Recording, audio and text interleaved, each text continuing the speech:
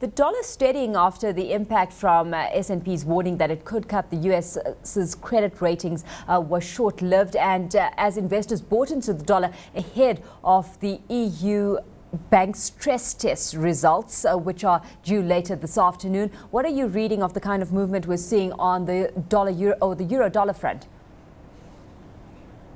Morning, Alishia. You're correct in the fact that the dollar recovered yesterday. That's partly as the impact of the S&P announcement faded, but also we had Chairman Ben Bernanke signaling that the possibility of further quantitative easing, or QE3, was fairly small. And after a disappointing set of US data and earlier comments that he made that the central bank stood ready to do whatever was necessary to support the economy, the dollar took a bit of a knock as market participants expected that that might be a hint that QE3 was coming. So the fact that he seems to have thrown cold water on those expectations at the moment to certainly help the dollar recover. And so we've seen the euro on a bit of a back foot in relation to the dollar in particular, as the debt issue in that particular region remains unresolved. Impact on the rand as you see it playing out for the rest of today. What trading range have you pegged out given all that's playing out in those two economies specifically?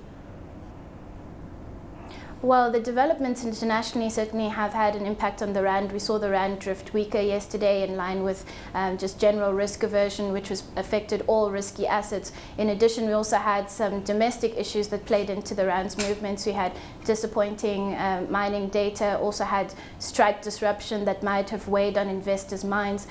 So looking forward, we still see the rand remaining on the back foot. If it breaks through the psychological 7 rand level, then we'd be looking to see it move to about 7.05 in the short term. Of course, we've got a focus now starting to shift towards some of our own economic data that's set to be released next week as well, where we've got June's inflation numbers in the spotlight, and of course that all-important MPC decision on interest rates.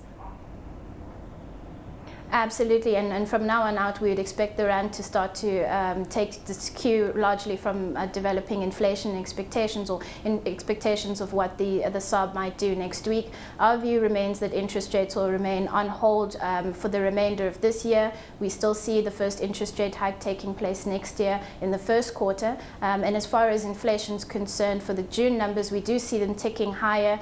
Came in at 4.6% previously. We're now seeing this move up to 4.9%. So inching ever closer to the upper limit of that target range.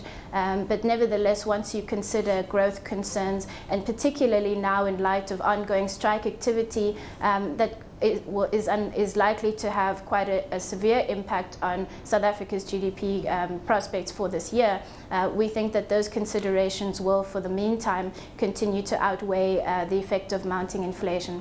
What kind of effect are you pricing in so far in terms of the potential impact of the industrial action we're seeing that's widespread across various sectors of the economy at this stage?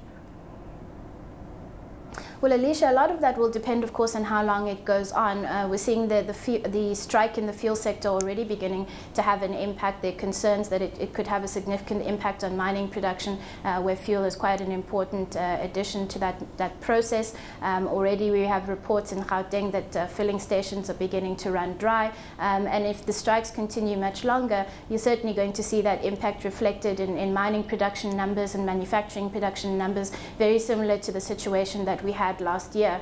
So of course all of this plays into our growth forecasts. We'd penciled in a rate of about 3.7% for this year, but the longer the strikes last, the greater the probability that we'll have to downgrade those forecasts.